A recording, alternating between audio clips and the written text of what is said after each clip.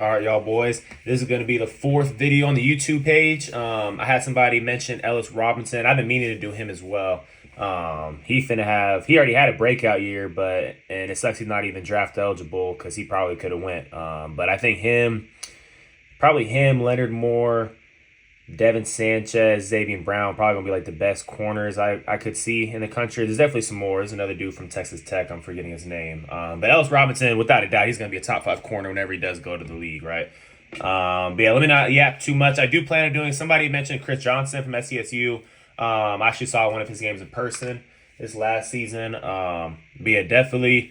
I'm gonna definitely get on him, and I'm trying to see. I have another video that I'm gonna make, not on just a specific player, but on like speed churning and playing like in a crossover run, speed churning, press bailing, like in a crossover run. I just want to touch on that as well. But anyways, though, let's get straight to it though. So this game against Tennessee, I'm not gonna lie, this was Ellis like his second or third game of the year.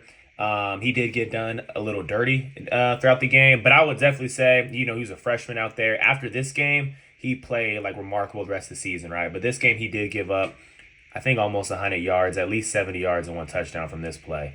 I'll play at full speed. Boom. And then receiver's just going to go up and get it. But anyways, though, let's bring it back, right? So off the rip, this is Chris Brazali, I don't know how to pronounce his name, from Tennessee. 6'5" receiver, really good. Just got drafted to the Panthers. But Ellis, boom, good pierce step with the left foot, right? Good pierce step. Ellis's eyes are on the hip as well. Just a tough release to guard. And unfortunately, his hips do open up, right? I don't need to spend too much time on this one. You guys see what I'm talking about. Good peer with the left. His hips accidentally opened up, right? His toes are even facing diagonally, right? They're not straight no more. Boom. Could speed churn? You don't have to. In this angle, probably better to do a man churn like he did. And then it's off to the races. Another thing I want to compliment about him on this rep, even though he did get beat, when you are beat like this, he did a great job of not looking back for the ball and trying to play through the receiver's hands. And, this is just one of them catches. I think he caught a flag as well, but you can't really do too much right there. But great job not looking back for the ball the whole time, right? All right, y'all boys, this is going to be the second clip. I'm going to incorporate this clip into my next video when I talk about speed churning and crossover run as well. But this one is too good of a rep by him, I'm not going to lie, to not put this in. And I know this is a famous one. I try to avoid famous clips, but, they're famous for a reason, am I right? But anyways, let's get into this one. I'll play it full speed. He hit the bottom. My bad.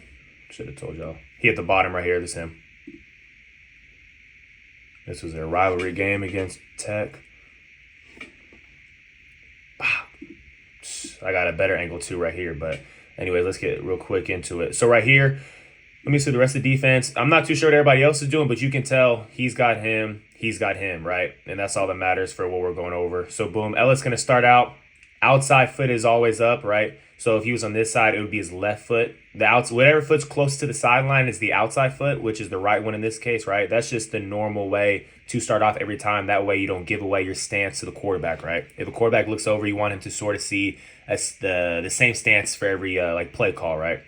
You can always switch it up on the snap, but just to confuse the quarterback, right? Boom, he gets into his pedal. And what I really like about this is DB coaches, they always tell you once the receiver is 4 yards on your toes, 4 yards away from you, that's when you need to get into a half turn, right? So boom, he's keeping good cushion. He's matching the tempo, and boom, opens up.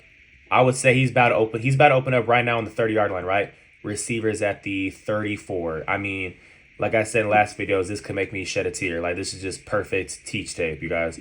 Anyways, hopefully you guys see what I'm saying, though. When you're in a back pedal into a crossover run technique, playing 7 yards off, once that receiver gets 4 yards on your toes, you got to get into a crossover run or else it could get critical down the field, right? Boom. So he ends up guessing the wrong way, and there's nothing wrong with that. What he does is he just hits a speed turn. And I want you guys to see how fast that speed turn is. Boom. Receiver is declared now that he's going to switch to a post instead of a fade, right?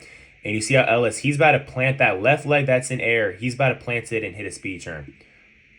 Boom, plant, speed turn.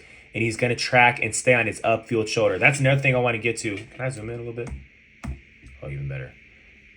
Perfect. I know the quality is terrible. After you guys speed churn or you're just playing off, right? But it's really for when you do speed churn, right? You're going to want to track that upfield shoulder, not this one, to undercut the ball. I know you guys want to undercut the ball to get interceptions, but you have to wait until the ball is in the air. If you undercut it after the speed churn, I'm going to have to put some arrows on here. This is his upfield shoulder, right? If you undercut too soon and get right here, if that's a long ball, now the receiver is on top of you. He's going to fade and catch any type of catch he wants, right? Over the shoulder, over the hands, right? But if you stay on the upfield shoulder like Ellis is doing, you can always undercut it, and in this case, he gets the interception because the ball's thrown long, right? Let me get to the other angle. Just a crazy catch. I gotta zoom out. That's me. Yeah.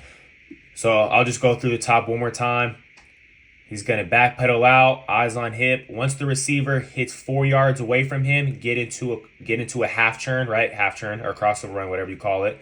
Boom. Receiver's going to switch to a post. Don't panic. Speed churn. And always when you speed churn and it's vertical, get to his upfield shoulder. Wait to undercut it until the ball is almost there to you, right? And then just go make a play on the ball. I got full speed right here in case any of you guys wanted to see it as well. Boom. Crazy play. All right, this is going to be the third clip. Once again, sorry for the bad. This is terrible quality. This was the best angle, right? Like a lot of times the videos be cutting off like the beginning or the middle, right? They just show the ending, right? But this one has the full clip. So this one is against Ryan Williams, SEC Championship last year. And Ellis had a great game, right? I'll play the full thing through. Boom. Couple things I want to talk about on this rep particularly. This might be the last one if I go too long. Let me know down below too if you guys think I talk too much on certain clips. I just have a weird way of explaining things, but I just always want to make sure I get the message through. So yeah, just let me know any tips for me in the comments. But anyway, let's get into this one. So boom, right here. This one, there's some good and bad. The bad is at the end, right? But right here, so first off, Ryan Williams is starting on top of the numbers, right? And on top of the numbers and bottom of the numbers, I'll put lines up there when I edit it. It's 2 yards apart, right? So Ryan's on top of the numbers. That's what Ellis is. Only his right foot's on top. He's inside leverage, right?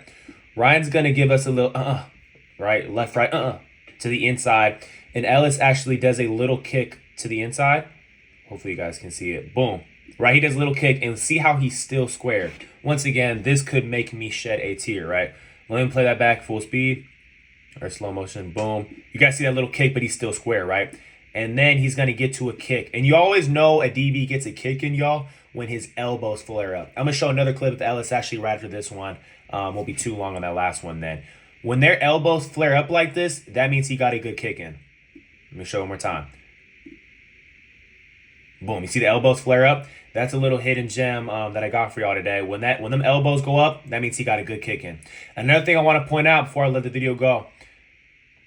Ryan starts on top of the numbers, right? And like I always say, if you win with your feet first, you can be a deadly corner, right? Feet first, hands second. And I'm not saying to never get hands on, but Ellis doesn't get hands on, right? They probably started like the 23.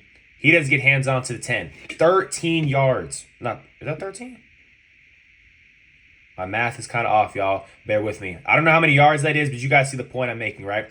Ryan starts on top of the numbers, and because of Ellis staying square and then doing a redirect kick, right? He redirects kicks.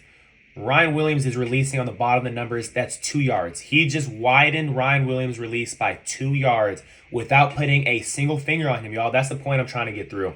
I'll play again. Boom, little kick, stay square, redirect vertical kick. He just widened Ryan Williams 2 yards with his release. Get hands on. And right here, this is the only part I don't like. Actually, one more good thing. He's beat right here. He never looks back for the ball, but we do need a better finish. Because this is sort of, he just got lucky that Ryan dropped this, right? I think he got full speed coming up. He got lucky Ryan dropped it, but good job not looking back at the ball, right? Play it all the way through one more time.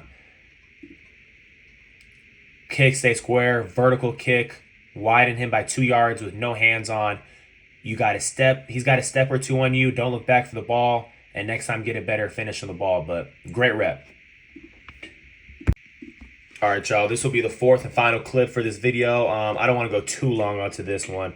I just wanted to show y'all what I was talking about earlier. I'll play it full speed through where it's in slow motion. But No elbows right there. You guys see that? The elbow flare. And it's not, I'm not saying you have to have it. I'm just saying for whatever corners do have that. I have that myself. When I do get a good kick in, my elbows flare up. And on this one, you guys can see he gets that same da-da. It's to the inside that Ryan Williams gave, right? And Ellis does a good job of staying square, but he sort of just crosses his legs over and just gets to running with him, right? He's on top too. Like, this is a great rep, and I'll play it all the way through. We're just nitpicking. This is a great rep, right? I'm just wanted to show y'all that elbow bend, and also I'm gonna put it on there. I gotta confirm it, but this Kentucky receiver ran a 4.9 40-yard time at his pro day and the combine. He was a senior this past year. Ellis ran like a 4.5 something, I want to say, just out of high school. So that's almost 0.4 seconds, right? If he was going against somebody 4.4, 4.3, it could be a different outcome if you don't get a kick in and widen him out. You see how the receiver never got widened out like last time? Just food for thought, but great rep.